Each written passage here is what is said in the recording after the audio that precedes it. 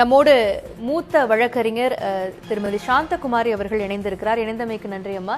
இப்ப இந்த வழக்கு நம்ம எப்படி பார்க்க வேண்டி இருக்குது? இது இரண்டு நபர்கள், தனி நபர்களுக்கு இடையிலே தொடுக்கப்பட்டிருக்கிற வழக்கு. இதுல நம்ம கருத்து சொல்வது என்பதே சரியாக இருக்காது.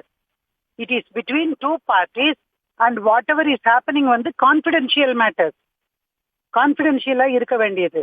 இது பப்ளிக் டொமைனுக்கே எப்படி வந்தது அப்படிங்கிறது என்னுடைய முதலாவது கேள்வியாக இருக்கு.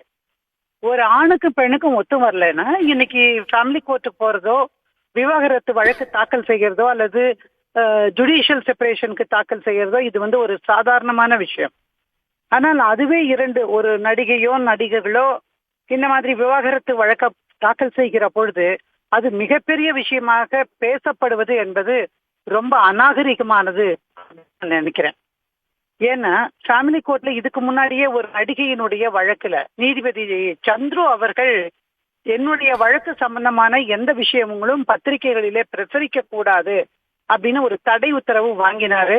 அது கான்பிடென்ஷியல் மேட்டர், அது பேசக்கூடாதுன்னு அந்த உத்தரவு சொல்லுது. அது அந்த வழக்குக்கு மட்டும் பொருந்தும் அப்படின்னு அதோட விட்டாச்சு.